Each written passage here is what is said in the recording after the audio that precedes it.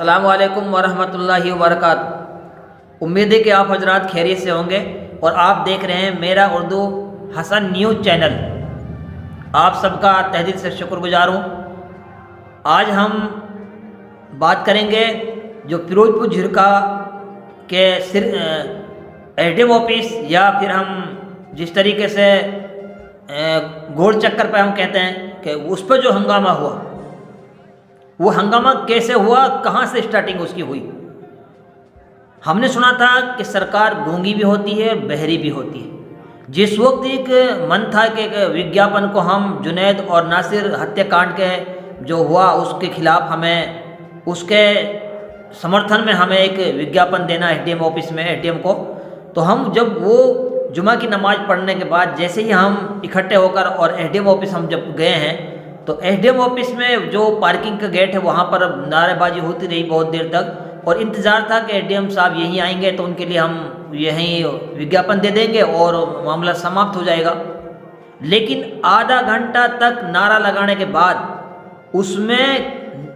SDM office नदारद, यानी SDM office नहीं आए। और वहाँ एक बात और मिली, जो नारे लग रहे थे, जहाँ पर हमारे रहनुमा जो बन रहे थे, वो अपने आप को रहनुमा कह रहे थे, वो उसमें दो चीज़ों का नाम ही नहीं था। एक पुलिस प्रशासन जिनसे फिरोजपुर झिरका जो गलतियाँ हुई उसका नाम नहीं था उसमें, एक मोनू मानस सर जो उसका नाम नहीं था। जब दोनों का वहाँ नाम नहीं था, नारे लग रहे थे कभी कुछ तो किसी तरीके से, लेकिन ये दो चीज़ें उस नारों में नहीं थी, तो पब्लिक के जहन में और पब्लिक ने ये आवाज़ उठाई कि आप इनका जिक्र क्यों नहीं करते, यानी आप पुलिस प्रशासन के खिलाफ क्यों नहीं बोलते या फिर मोनू मानस सर के खिलाफ आप क्यों नहीं बोलते। और इस तरीके से ये आवाज़ जब एक ने उठाई तो लगातार ये आवाज़ इतनी तेज़ी के साथ उठी और आवाज़ गूंजी कि लोग वहाँ से बिछटे और रोड पर आकर रोड को जाम किया। जब वहाँ पर एसडीएम ऑफिस के सामने जो मेन रोड था उस पर जब उन्होंने उसको जाम करने की कोशिश की तो फिर लोगों ने एक ऐसा हंगामा से किया कि लोगों ने फिर उसको गोल चक्कर पे ही जाकर रोड को जाम किया और लगातार 1:30 बजे से 3-4 बजे तक 2-3 घंटा लगातार ये हंगामा होता रहा। लेकिन पुलिस और प्रशासन नदारद। मामला क्या था? मामला ये था कि अभी जो हत्याकांडें हुई हैं, जुनैद और नासिर की जो घाटवे का गांव से उनकी जब हत्याकांडें हुई हैं, वो अभी तक उनमें जो मुलजिम है वो फरार है और जो मेन मुलजिम है जिस पे बहुत सारे केसेस उसके साथ जुड़े हुए लगे हुए हैं, उसको पुलिस डर के मारे, खुद पुलिस डरती है, पुलिस डर के मारे उनको उसी जो एफआईआर से उनको बाहर कर दिया। पुलिस कहती है कि उनका नाम ही नहीं है उसमें, जबकि कितने वारदात ऐसी है जो सबके सामने कि जिनमें वो उसके बगैर कोई वारदात करते ही नहीं, वो खुद उनका मेन आदमी है, जो वो कहते हैं वो इशारा पे वो करते हैं।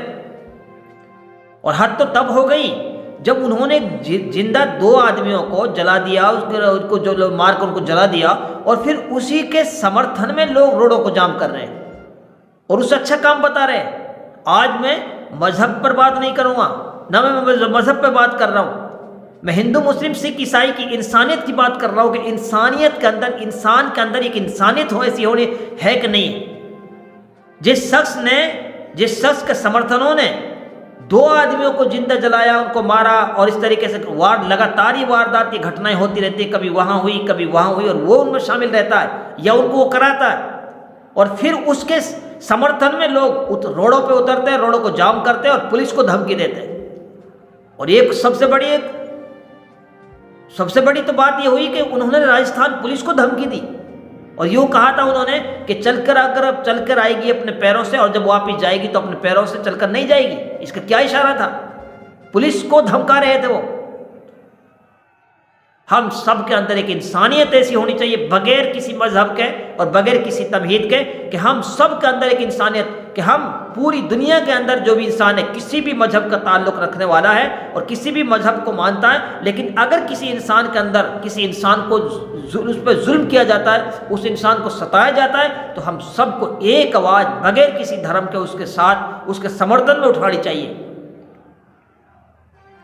तो आज इस तरीके से 2-3 घंटा लगातार जब ये हंगामा होता रहा, तब पुलिस प्रशासन जाकर आखिर में आया और फिर उसने क्या कहा, ये सबके सामने उनकी बात रही थी। लेकिन असल मसला ये था कि एक इंसानियत का मसला था आज यहाँ पर ये आप इसको ऐसा बोर्ड ना दें कि ये मुस्लिम है या ये